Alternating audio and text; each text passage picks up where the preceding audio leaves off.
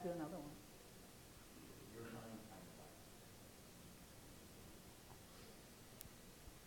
And I can't turn it off because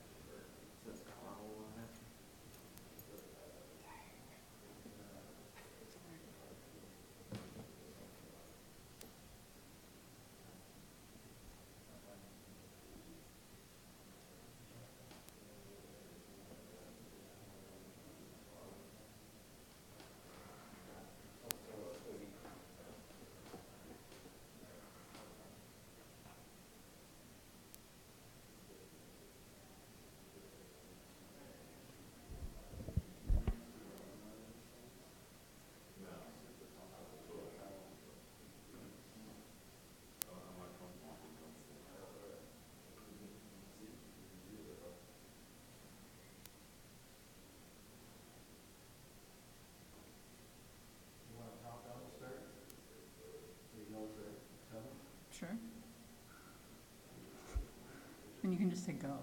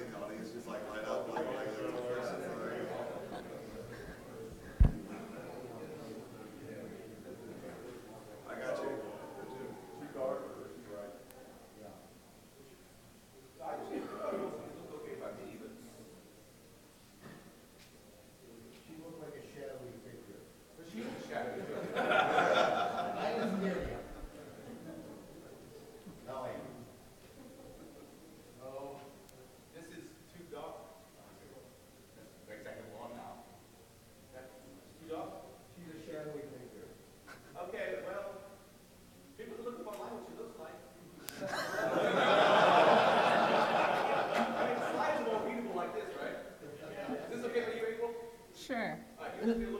Is it better if I like stand here? Yeah, you should get a mixture. Is this better? Yeah. Do you want us to move the podium a little bit to the right? No. Just stand in the different areas. Locally. Make us line on the other side. Who's got a black before?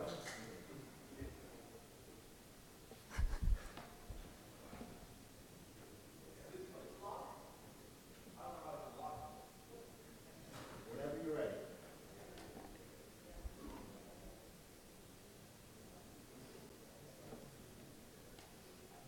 There you go. Okay, good morning. Hi. That was nice. So today we're going to talk about using social engineering at work. I am. I'm not getting that. Nothing? We did a sound check, I swear.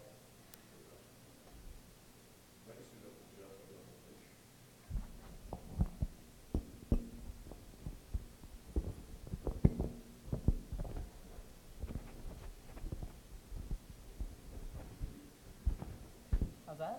Better? Better or worse? Better or worse? It's better now. Okay. Can you guys hear her? I'm not. That would probably help, yeah.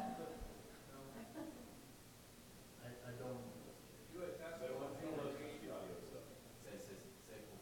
We did like a full audio test earlier from the back, from the front. I don't know what happened. Okay. All right. Sure. I will use the mic on. Move over to that side. Is this better? Okay. I'll take this thing off. Just let it hang. Actually, that's a bad idea.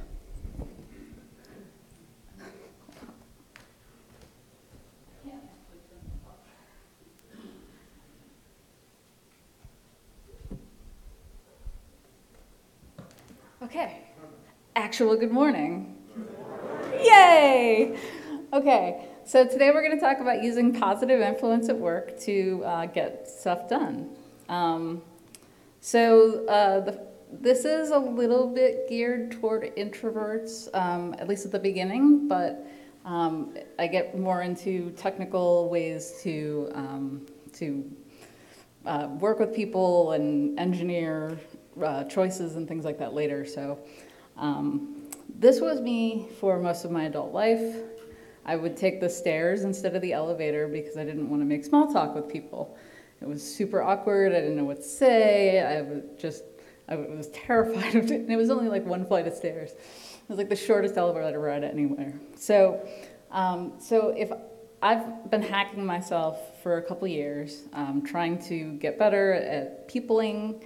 And if I can do it, I mean, I was like debilitatingly introverted. Like I would cry instead of go to parties. So if I can do this and be standing up here and like talking to people and making small talk and chatting up strangers, then anybody can do it. So I was overcompensating for a while with certifications because I didn't have my degree yet, and then it just turned into kind of a joke. So these are my credentials. Since I've been speaking publicly, this is all the places that I've traveled around the world to speak. I'm amazed by this. I would have never thought that this would happen to me like 10 years ago or even 5 years ago. So you can hack yourself and you can learn be better with humans.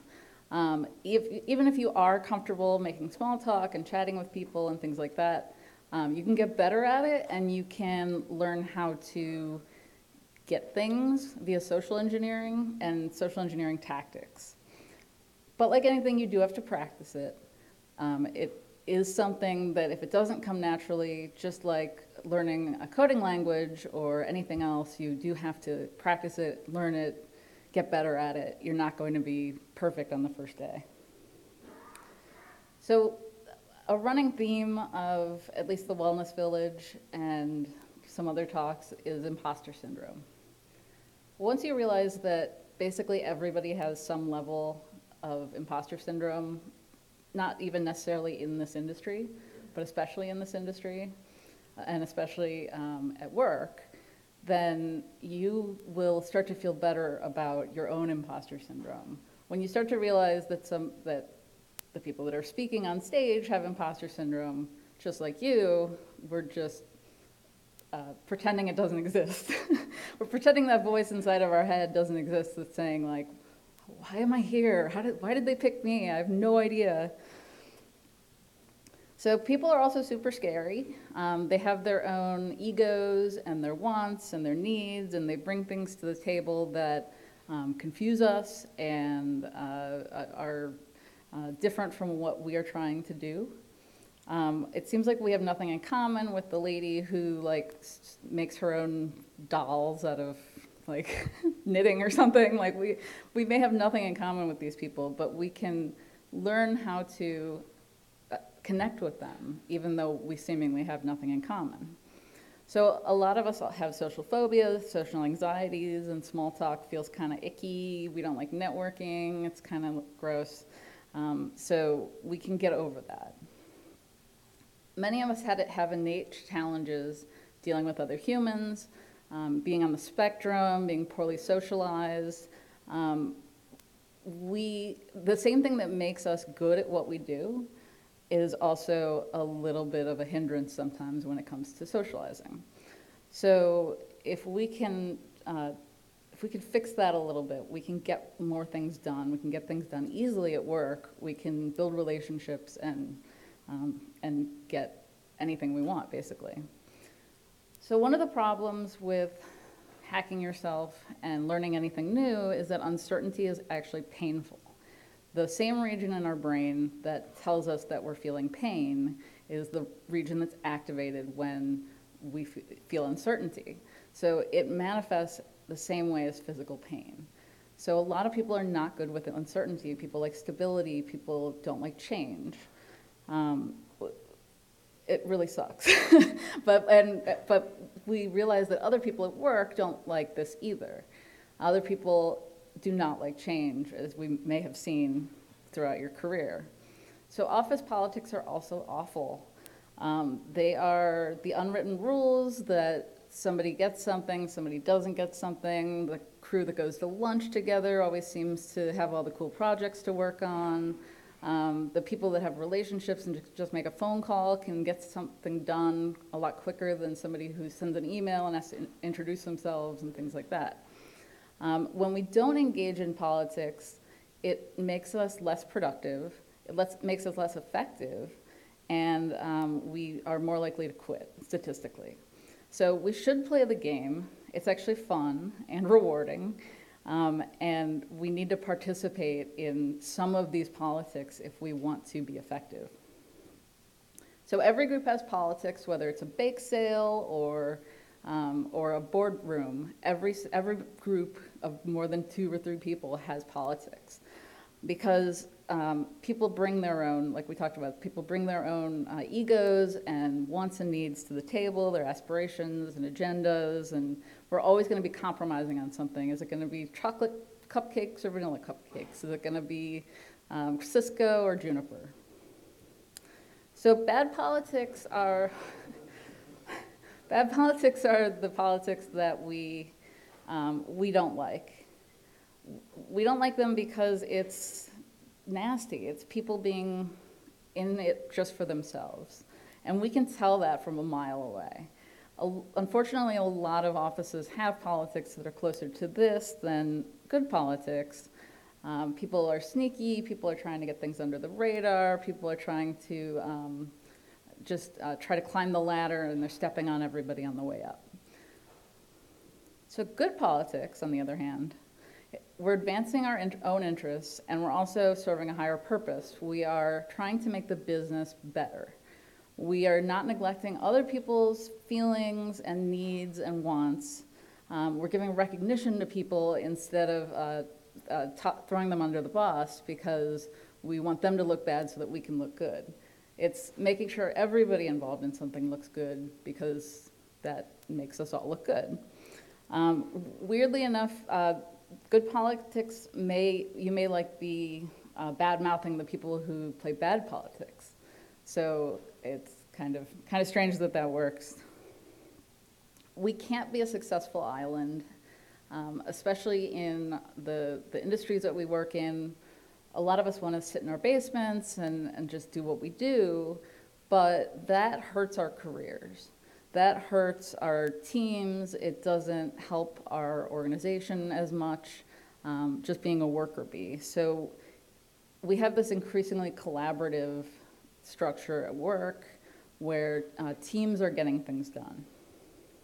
And as Steve Jobs said, great things in business are never done by one person, they're done by a team of people. And that's absolutely true. Any project is going to involve more than one person.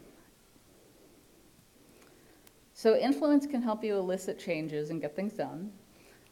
There are a couple of different kinds of influence. There's indirect influence and there's direct influence. So direct influence is like when you're a manager and you have people under you and you have authority. Indirect influence is when you can get things done and influence people that are not directly under your authority. So that's what we're going to be talking about mostly today. It's not manipulative, it's not a bad thing. We're not using social engineering to take advantage of people. We're trying to do better things for the organization. So influence requires sincerity. It's the main difference between good and bad politics. It's the thing that makes us trying to do networking, that's the thing that makes us feel icky, is that we don't feel sincere. We feel like we're putting on a smile, we're putting on a face, we're putting on a mask, and it's exhausting, frankly. So if we want to contribute to the greater good, we need to retain our sincerity, and people will be able to smell us being insincere from a mile away. If we're like, oh, I love your earrings, they're great. That's a lot different than somebody who's being sincere. So people will actually respond to you better if they don't sense a hidden agenda, like within bad politics. Authenticity and sincerity go hand in hand. We want to maintain this as well. This is how we see ourselves and how we present ourselves to the world. We don't want to be too different from who we are, because that's also exhausting, and it's not going to help us at all. So we need to be able to sell our value. It's really hard to be able to write like a bio of yourself or something and talk about all the cool things that you've done, because it feels weird. It goes back to the imposter syndrome. It feels like weird that we should be talking ourselves up, and it makes job interviews really hard and things like that. You may think that I made this and it should stand on its own merits, but that's not really how things work. So we have to extend our reach and our impact, and we do that through other people.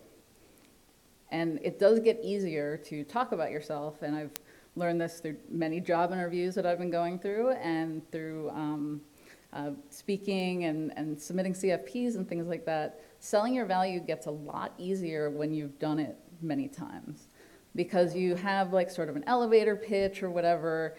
You are more able to talk about what you contribute and how you help when you've done it before.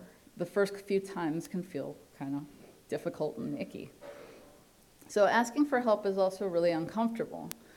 We want to be seen as competent, we want to be seen as confident and capable, and as high potential employees. So we don't want to ask for help, we want to be able to do it ourselves. It's part of the hacker mentality, like, I can do it, I can make this work. But asking for help is required in a lot of projects, in a lot of different efforts at work. So with SE at work, we're trying to manipulate the social and political system. We need to figure out where we fit into that ecosystem. We need to convince people that they want to help us, not just convince people to help us. It will help us get the things done quickly. It'll help us negotiate and help us build consensus on decisions. And most of all, and this is the best part, it will help people prioritize your tasks and your efforts over others. Because ultimately, there's a human who's deciding what they're going to work on today.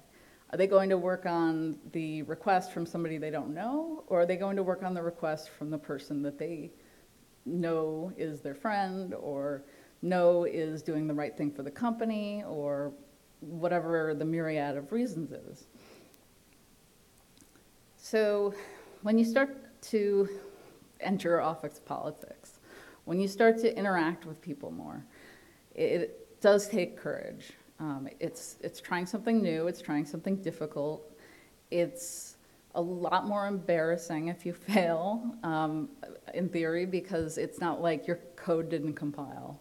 It could lead to an awkward moment or something like that, but you will learn from that. Just like any mistake that you make, just like anything you try to do, it takes courage to start. So forget about your comfort zone. You need to, anytime you learn something like a new language, you are getting out of your comfort zone, you're trying something new. Our career advancement requires networking. Getting a job by just submitting a resume on a website is not as effective as when you give your resume to someone else and they get it into the system. Challenging situations are the situations that teach us the most.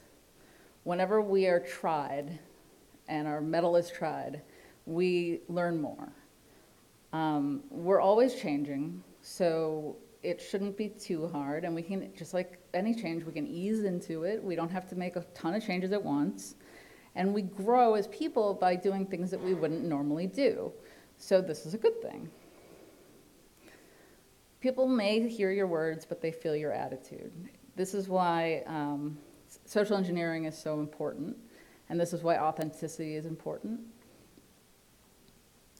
So you need to decide if you really care about your own idea. If you have an idea for a project, if you have an idea you want to implement something or make a change, if you don't care about it and you can't convince others that it's important, then it's not going to happen. So you need to decide why it's important to you, why you value the decision, and why other people should believe in it as well.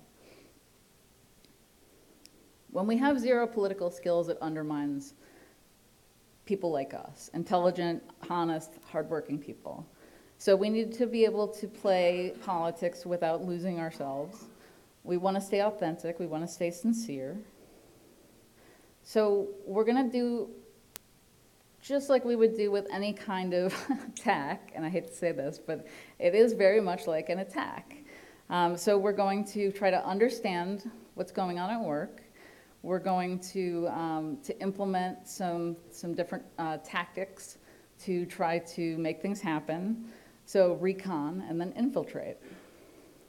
So we're going to start by mapping the humans. We can do this on paper, we can do this in Maltego, we can do it however we want. So we're going to do some intelligence gathering. We're going to look at who the stakeholders are in the entire organization, not just relevant to your project, but relevant to things that you would normally try to do. So we're going to look at who the stakeholders are. Is it legal? Is it the developers? Is it operations? We need to figure out who the stakeholders are. And then within those stakeholder groups, we have to figure out who has influence. And it may not be the people with direct influence. It may not be the managers. It might be a senior person that everybody looks to make good decisions. And then we need to figure out how people are associated, who's friends with who, what are the groups, what are the cliques, who talks to each other regularly. And we can do this by observation. We can talk to people and try to figure out what's going on. A lot of people know the system better than you would. So we recon the relationships between people. We need to figure out how decisions are going to be made. Are they made in the meeting, or are they made after a discussion is in the meeting, via email or something like that? Do people hate meetings? Is it better to just have informal conversations? Are they also introverts? Do they not want to communicate in a very personal way? And look for people who are well-connected because they can help you, and we'll talk about that later. So with formal channels of communication, we want to try to figure out, are meetings like just talks, or are you going to need to present? Are you going to be more, do you need to be more prepared? Do you need to have like slide decks and things like that, or is it more impromptu? You can also ask colleagues who have recently or in the past had success getting things done, how they did it, and get some information from that. In terms of decisions get made in different ways. So sometimes they're made in the meeting, sometimes after. Sometimes the senior people are agreeing to things rather than management, even without like checking with management necessarily. You can look around, if you're in person, you can look around or even on the phone, try to figure out, is everybody agreeing, or is it just a few people that are agreeing? Are some people staying silent?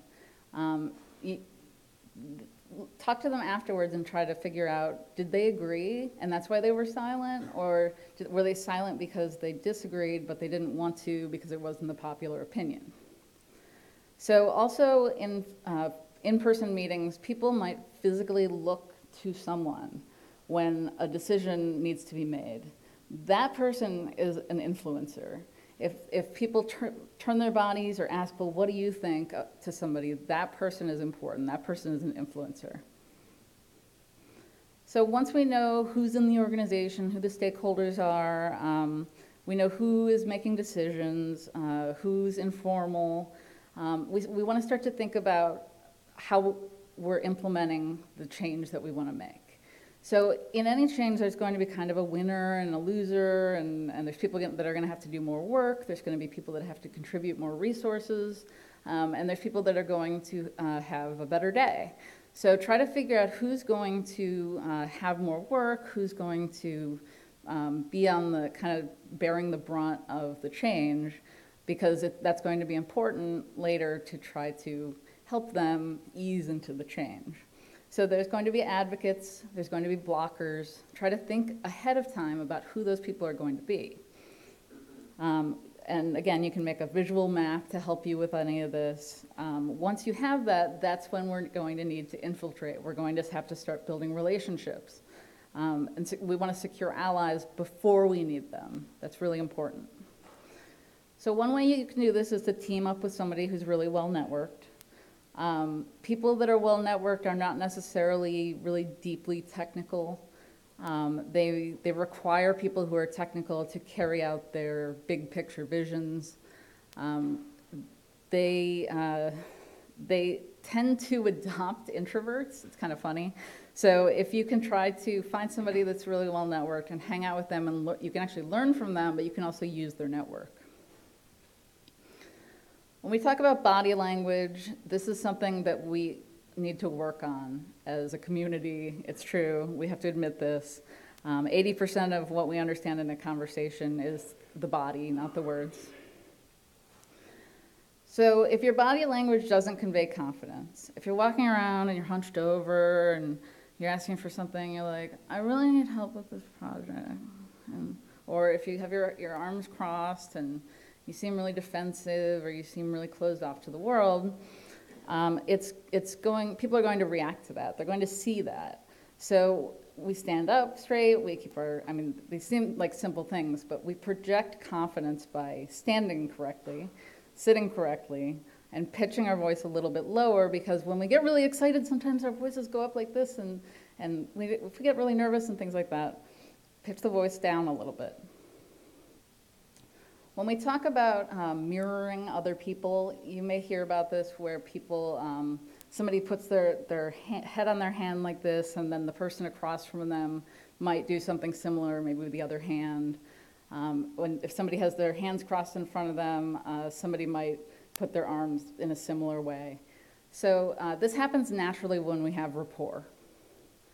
When we don't have rapport, we can use this to build rapport, because people like people who are like them. People like people that are similar to them, including body language. So We can also change the way people are. So if you notice that somebody else is closed off, or they have their arms crossed and they're sitting back in their chair, you can actually do the opposite. You can lean forward, you can open up, you can have open body language versus closed body language.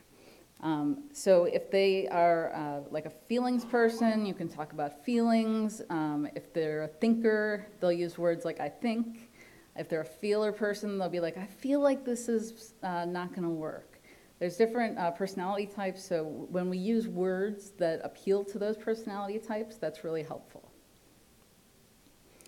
Timing is important. So if there's something going on at the business, if there's like a big merger or something, or a big customer's having like an outage or something, that may not be the best time to try to make change. People will stick to what they know, tried and true things. They're more likely to say no because they don't want to think about the implications right now. They're too busy. So try to think about what is going on in the business, maybe in the world even, depending on what you do, and try to find an unstressful time to suggest change. You can read the room. This is a little bit harder on the phone. You can try to see if people are bored, if they have their own strife, if there's other things going on. Is it the right time to propose an idea? Are people really closed off because of something else that's being discussed? That may not be the best time to propose something. You can also notice how people change. If somebody walks in the room and everybody suddenly sits up straight, that person may be important, they may be an influencer, that may be a better time to suggest changes. Well, you can also use a current strife. So let's say there is an outage. Let's say that a customer's down. That may be a good time to suggest something that could help with this in the future.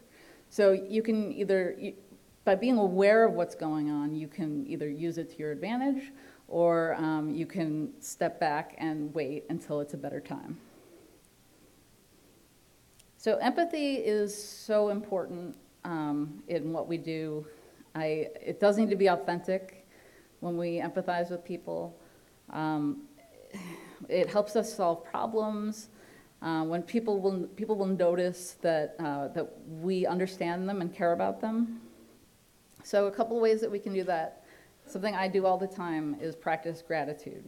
I say thank you all the time. I will say thank you multiple times. I'll say it different ways over the course of an email. I will thank their boss. I will thank them. I will thank them publicly. I will thank them later when I talk to them, like, hey, thanks for that thing you did last week. When we say thank you, people appreciate it.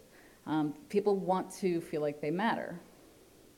So it's better to focus on their generosity and their selflessness, not on how you will benefit. Like, thanks, that really helped me out is not quite as good as like, thank you, you are always a great resource for me to reach out to, and I appreciate it. Kindness is another way to build empathy. We need to be conscious of how we are with other people. I mean, there's always going to be somebody that didn't Google something, and we're going to tell them, no, we're not going to help you, just Google that. But the way we say it can change the way people perceive it.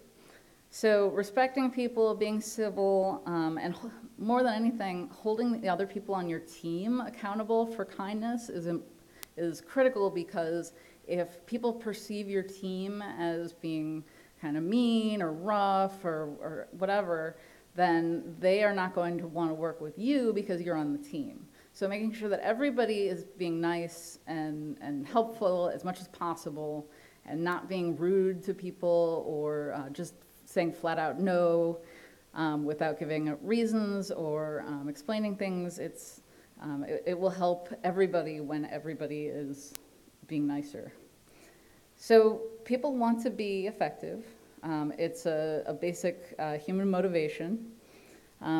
We want to feel engaged. We want to have meaning in our lives. The things that we contribute make us who we are. So when we show people that they're effective, not just tell them, That makes a big difference. So when we follow up, if somebody's helping us as one step of a larger process, follow up and say that thing that you helped with last week, that helped us get this whole project going. You were a critical piece of that. Thank you. And here's what happened, and it went well. Then the next time that you ask them for help, they will know that it's for something good and that they're contributing, and that will make them feel good. It's also good to not tell them how to help, because they may have better ideas than you on how they can help. So if you tell them what you need, you're not going to tell them how to do it unless they have no idea what to do. You're not going to tell them how to help you. You're just going to ask for the help. So positive reinforcement is good. We look at like Pavlov's dog, that kind of thing. Providing recognition of status and achievements, really important. Like I said, emailing their boss, telling them thank you for lending me the resource of this person. Emphasizing that people have positive impact. Not just telling, but showing people the results of what happens so that they can see the good that they do. When we really get into empathy, then we start acknowledging the things that are going to happen because of change. So people are going to fear the change. There's going to be some uncertainty, which is going to manifest as a little bit of pain, which nobody likes. So don't tiptoe around it, address it. Say, I know that this change is going to be hard for you. I know that you're going to need to devote some resources to it. So as we start the plan, we're going to help you get this going because we know that you're short on resources already.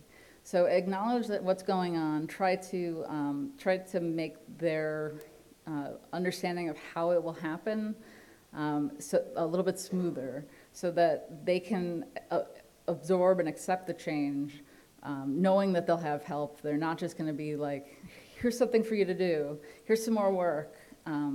Being a partner is really important. So when we share things that we like and we talk to other people, it's called quid pro quo. So this is part of natural conversation stuff. I'm talking to somebody and I say, I have 2 dogs. Somebody else might say, that I'm talking to, they might say, oh, I have a dog too. So by me sharing something, they also shared. So this is a good way to talk to people, to learn about them.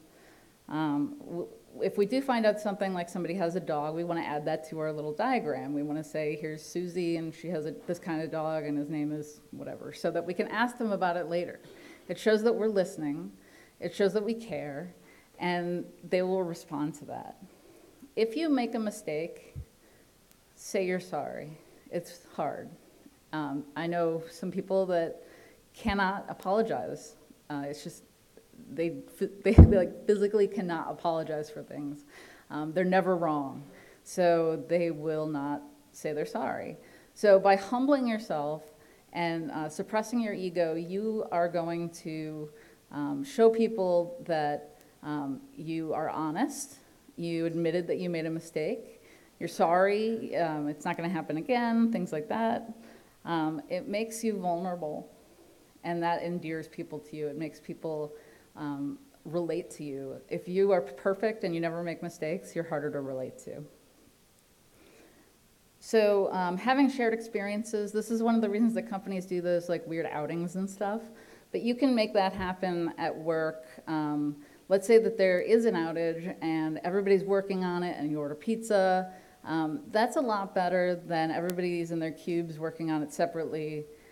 Being together in that moment and having those shared experiences can help with bonding, so that later you can talk about, hey, remember that time we stayed up all night and fixed the problem? That was, those were the good old days, or whatever.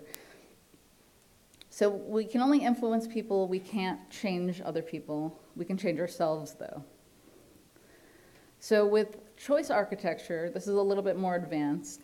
The goal is to present only the things that you really want people to choose. So let's say that there's 5 or 10 or 20 choices for something. You want to present the first one You want to create the illusion of choice, but you're really only presenting a few options that are all good options. Or you can talk about the first option, the best option first, because people will focus on the first thing that you talk about. So if you want to nudge people towards a certain direction, don't present everything all at once. They're comparing things, it's too difficult to make a decision. Give them one idea. Say, here's one of the, get that vendor on the phone first. Get that demo first. Because then everybody else will be compared to them. They will be the standard. This is, we need to start with individuals instead of groups when we want to make change. You'll see this in a lot of like House of Cards or some of the other political shows where people are trying to get votes for something. They'll call people individually and get their support so that when it does come to a vote, when it does come to a decision, those people, it's just a formality for approving. So when there's a commonly held opinion and you have the majority of people that are on board, you've talked to them about the pluses and the minuses and how it's going to work, it's much better when you come into a room and people are on the same page. If people start talking about something that you don't like, if they start talking about going down a path that you don't think will work, you can play devil's advocate and make them start thinking about the negatives of what they are thinking of. Are we making the right decision on this? Let's consider the alternatives. If we don't, something bad could happen. So when people make good decisions, we want to reward them. We want to say, that's an excellent suggestion. That is a great idea. Let's do that. And making it so that when they are making decisions and making suggestions that help your cause, you're giving positive reinforcement for that. So humility, much like saying you're sorry, is important.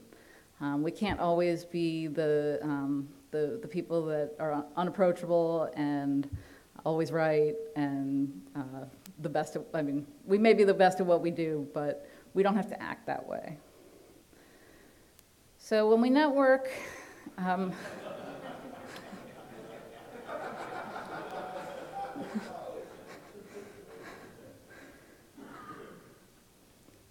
networking sucks. It's true. It's not socializing, though. Networking is different from socializing. We're not hanging out with our friends. We're hanging out with people who can do something for us. They might be able to get us a job. They might be able to help us down the line. I will have a conversation with anybody that wants to talk to me about a potential job or something, because even if it's not the right fit, because that way I have somebody who knows me who may in the future need somebody like me for a job. So when you try to socialize, or when you try to network, this is a good place to try to you Google like how to make small talk, and then you try it out in like a networking setting. A lot of people are very awkward in networking sessions, and a lot of people are really good at it too. So if you go to a conference, just go talk to the vendors, because they're really good at talking to people. So you can actually listen to how they're questioning you, the way that they're saying things, quid pro quo, things like that, and get some tips on how you can be better too. You're trying something new when you do this. Don't think about it like socializing. It's going to be a little bit uncomfortable because you're going to feel inauthentic, insincere, like at least at first. But when you get to know somebody, it's no longer inauthentic. It's no longer awkward. So questions make things a lot easier. Asking a lot of questions is the key to small talk. It helps us with pretty much everything. If I don't know what to say to somebody, I'll just ask them a question. Hey, what did you do this weekend? Or if I'm at a con and I meet somebody, like, hey, what are you working on? Things like that.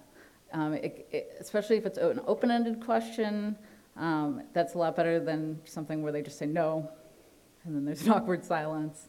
So if you have something to add, you talk about similar experiences, that creates a bond as well.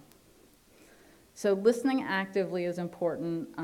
When somebody says, so I went to the Bahamas last weekend, you go, oh, you went to the Bahamas last weekend, that's awesome. So you're repeating what they said to show that you were listening. Nodding, mirroring body language, things like that we talked about. Open body language as well helps. Not using your phone as well. Open-ended questions again. Here are some examples. Are you originally from here? What do you do? What do you do on the weekends? What are you looking forward to on the 3-day weekend? Things like that.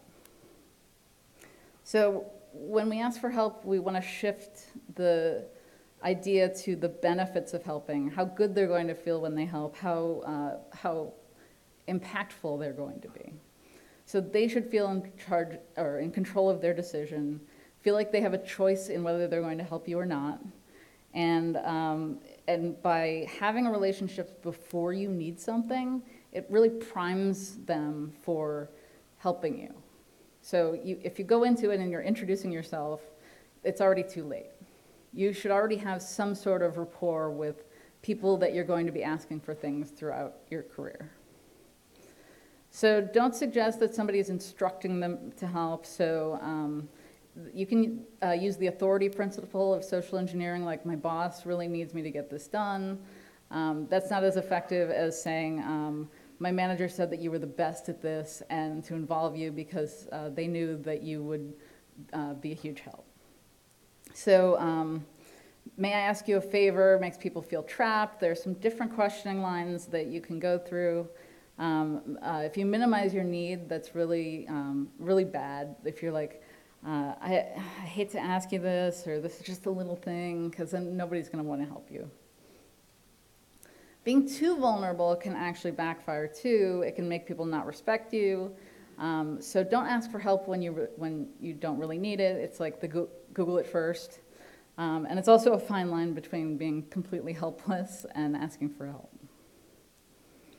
When we use the word together, it is impactful to our brains because we are tribal originally. So being part of that tribe makes us succeed. We want the entire organization to succeed. So citing common goals, common enemies, creating a strong sense of group is important when we try to elicit change. Several smaller meetings with individuals will help us more than a couple of larger meetings. Being positive, one-on-one conversations, trying to get things rolling with influencers. We always want to meet the expectations. If we say we're going to do something, we do it. That builds trust.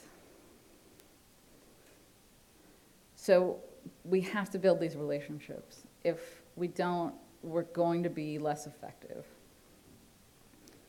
People will resist change, so expect it and prepare to answer questions and deal with complaints and things like that. When you think about what the possible arguments are going to be against your suggestion, then you can actually have responses ready when you go into it.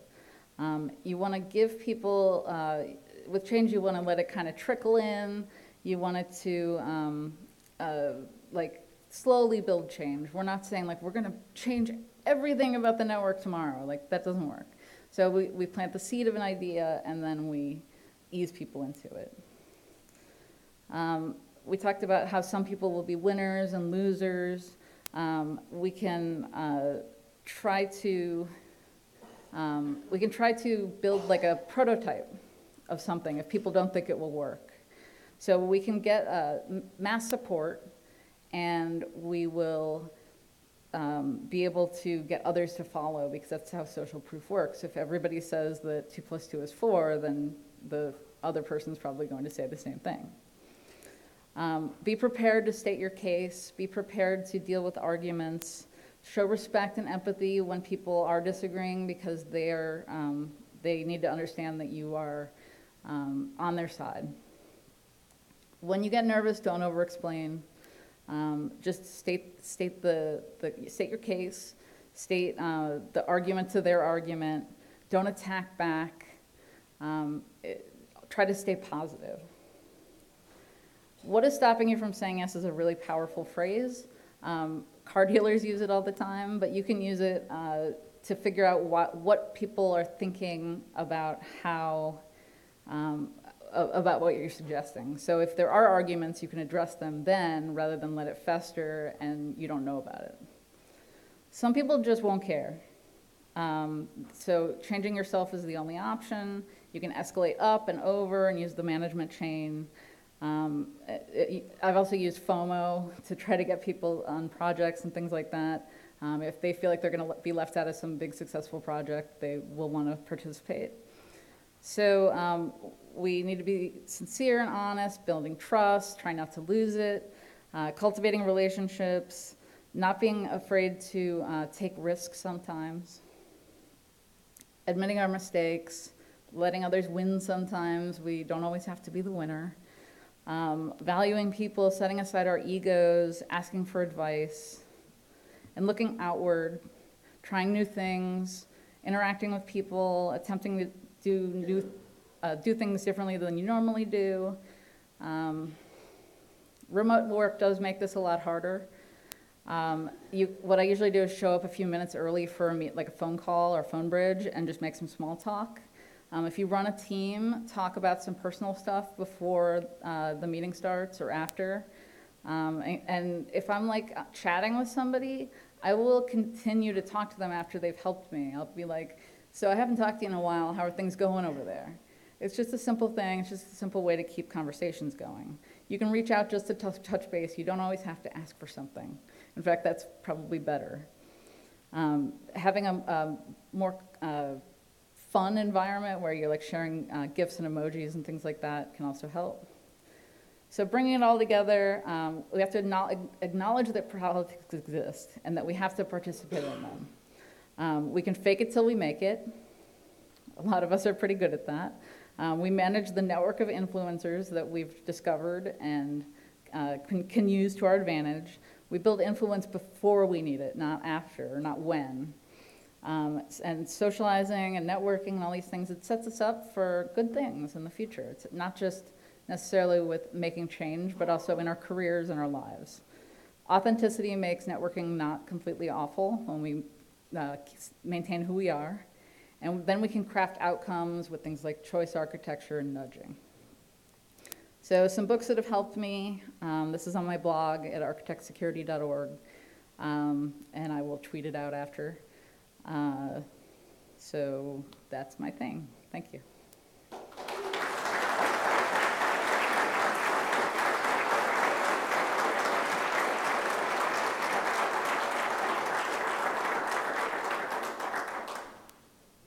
Do we have time for questions?